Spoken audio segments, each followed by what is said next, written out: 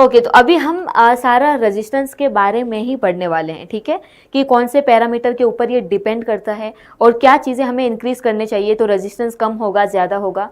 Okay, तो अभी हम इसी के बारे में देखने वाले हैं, ठीक। तो अच्छे से यहाँ पे ध्यान दो। The property of opposition offer to the flow of charge by conduction is called as resistance. तो कंडक्टर में फ्री इलेक्ट्रॉन्स होते हैं, ठीक है, तो इन फ्री इलेक्ट्रॉन्स को मूव करवाने के लिए जो भी अपोजिशन इसे मिलेगा तो इससे ही बोलते हैं, इस अपोजिशन को बोलते हैं resistance. Greater the resistance lesser the current in the circuit.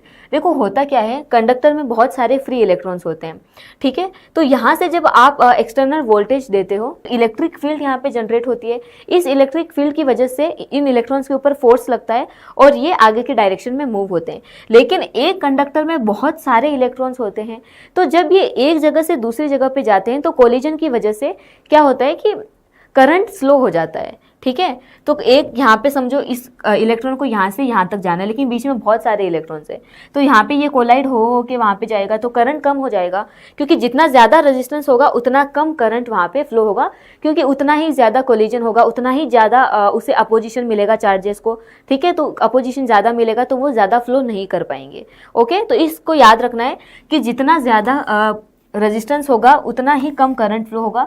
और हम ये इस फॉर्मूला से भी देख सकते हैं, V is equals to I R. तो R का हमारे पास क्या हो गया, V डिवाइडेड बाई I। अगर हम पोटेंशियल को कांस्टेंट रखें तो R is inversely proportional to I। इसका मतलब क्या होता है कि अगर रेजिस्टेंस ज़्यादा होगा तो करंट कम फ्लो होगा।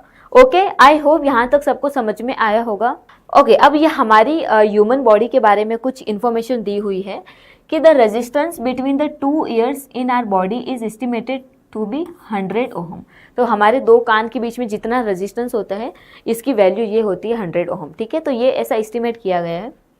The resistance from the fingers in our hand to feet is approximately 500 ohm. तो हमारे हाथ से लेके हमारे फिट तक कितना रेजिस्टेंस है हमारी बॉडी में, 500 ohm. The resistance of the wet skin is much smaller than the dry skin, which means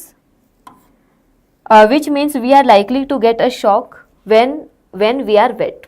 This is why we protect ourselves from getting wet when working around electricity.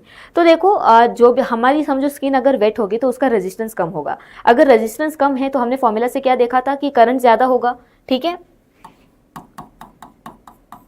तो R हमारे पास क्या हो गया, V divided by I, ठीक है। So R is inversely proportional to current. तो जब हमारी स्किन, हमारी बॉडी जब वेट हो जाती है तो रेजिस्टेंस उसका डिक्रीज हो जाता है। अगर रेजिस्टेंस डिक्रीज हो गया तो करंट इंक्रीज होगा। तो जब भी हम इलेक्ट्रिकल कुछ काम करते हैं तो ऐसा बोला जाता है ना कि भाई गीले हाथों से मत करो, ठीक है, थोड़ा सा संभल के करो। तो इसीलिए क्योंकि अगर आप वेट होते हो तो रेजिस्टेंस डिक्रीज हो जाता है, करंट इंक्रीज होता है, तो हमें शॉक लगने के जो चांसेस होते हैं वो ज़्यादा हो जाते हैं। ओके, ये कुछ वैल्यूज़ हैं जो इन वैल्यूज़ को आप याद कर सकते हो। और ये याद करना है कि वेट स्किन का जो रेजिस्टेंस है वो कम होता है as compare to dry skin. Okay, so for ohm's law R is equals to V divided by I ये होता है, ठीक है, यहाँ से देख सकते हो।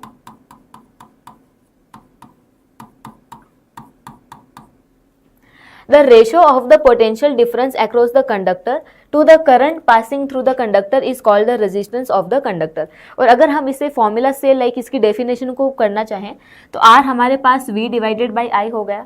तो हम ऐसा भी बोल सकते हैं कि रेजिस्टेंस क्या होता है, ये रेशो है कंडक्टर के किसी भी दो पॉइंट्स के बीच का पोटेंशियल डिफरेंस और वहाँ से कितना करंट फ्लो हो रहा है, इन दोनों का रेशो होता है रेजिस्टेंस, ठीक है। इसका ऐसा यूनिट है ओहम, इसको याद कर लेना। ओके, ऐसा यूनिट रेजिस्टेंस का होता है ओहम।